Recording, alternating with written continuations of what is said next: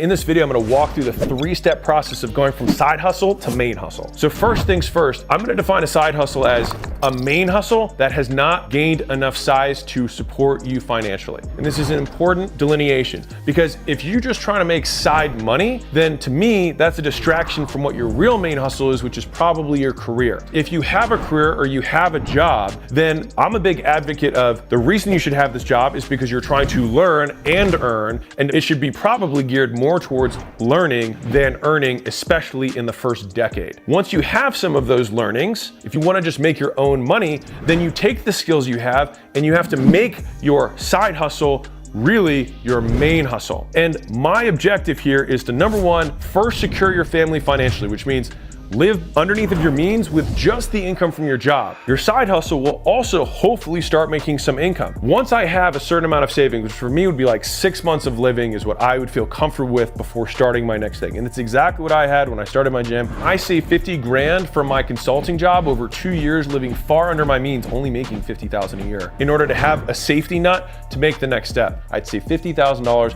And for me, I lived on less than that. Just do the math on your own. The next step is that I need my side hustle to at least match my income from my current role. Now, is there an exception to that? If for some reason you're only able to work on your side main hustle 4 hours a week and you're doing half of your income as you're doing in your 40, then I would look at that ratio and be like, well, in 4 hours, I'm making half of what I make in 40. If I had the other 36 hours back to add to my 4, would I be able to match that? If you can use logic and say yes, then I would say I'd feel comfortable making the jump. But if you want to be safe, which many people who are trying to make this jump, which is, just so you know, the single hardest jump in all of entrepreneurship, is going from the safest thing, which is a job, to being 100% eating what you kill. Some people are really easy for it. It was not easy for me. So I want to stack as many things in my favor to make that the lowest risk possible. That's when I started an online business, and I got 20 of my friends to pay me $200 a month each. When I started my side hustle, I actually started a charity project where I got all my friends to pay me $200 a month to do their fitness and nutrition programming from home. And I donated all the money they gave me. It was about $4,000 a month. At one point, when I decided to transition to my main hustle, which is just going to be fitness, I didn't even start my gym yet, but it was enough that I could live. I just said, hey, would you guys mind paying me instead of the charity? All of them said it was fine. And I transformed $4,000 a month of charity to $4,000 a month of income. And that's how I was able to quit my $50,000 a year job for a $50,000 a year online business. And that's what actually gave me my living expenses when I started at my gym, while I was reinvesting stuff into hiring more people, buying more equipment, and things like that I couldn't afford in the beginning. The phase 3 there was that I'd seen that they had sustained the level of donations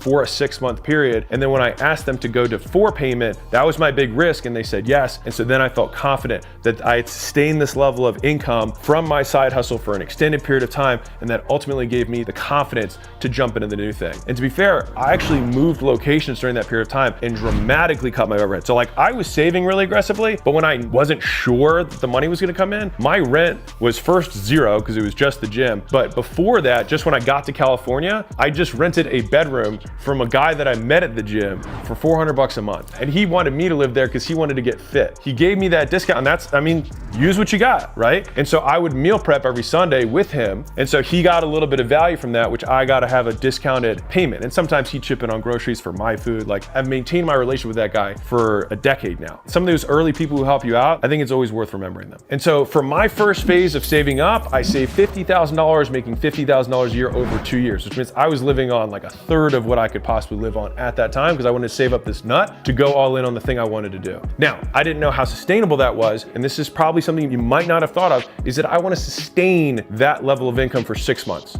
All right, this is like orders of risk. You have the savings, you've matched your current income, you're living below just one income, which means you're banking 3/4 of what you're getting paid probably. And then 3 is that you've shown that it's reliable. Because if you just, the first month you match your income, you quit, and then the next month you drop back down to 0 or 1/4 because you're doing gig work or whatever, that's gonna be really stressful. It's gonna affect the work you do, it's gonna affect how you sell, and honestly, it's gonna affect every other aspect of your life. And so I would wanna see consistency. What side hustle do you pick? I want the side hustle to be something that I have a high likelihood of success with, which is something that I have some sort of experience with. One of the easiest things to do is take whatever you're doing in your current role and start doing that as a contractor, 1099, etc. Do those companies have the most enterprise value?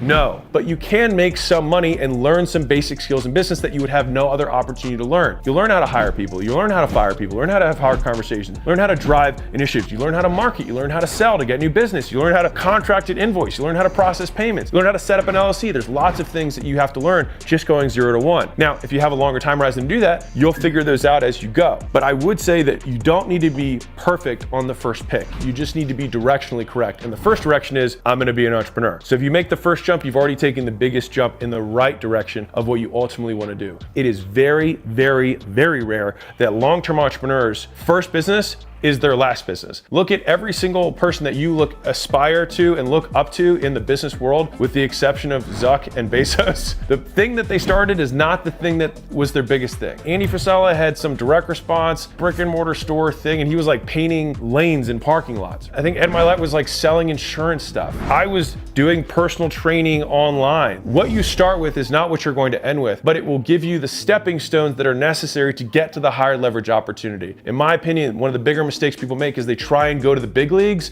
before they're ready, and then they fall flat. Be willing to do the basics, because realistically, I'm probably not Bezos. I'm probably not Zuckerberg, and you might not be either, and that's okay. And so you don't necessarily need to model their path. You can model one that decreases the risk, because Bezos had a Wall Street finance job at a hedge fund. He didn't need to worry about money. And if he quit, he could go right back to the hedge fund and make probably $1 million a year. Zuck was a Harvard grad, dropout, whatever. He could get a job if it failed at any top tech company immediately. And if you don't have those prospects, you need to be, in my opinion, a little bit more respectful of the risk that you're taking on. And if you're a kid and you can live at home, or you can live with 4 buddies, do that. If you can get your living expenses to be so little that you can cover it with part-time work, like if you can bounce at a club on the weekends for 2 days and you get the other 5 days back, I think that's a net win. But the biggest part of this is like, how much overhead do I have to cover in my life that I'm burning hours on the thing I don't want to do long-term to do the thing I do want to do long-term? Massively cut your overhead so that you get as much of your time back to invest in the thing that you want to do most.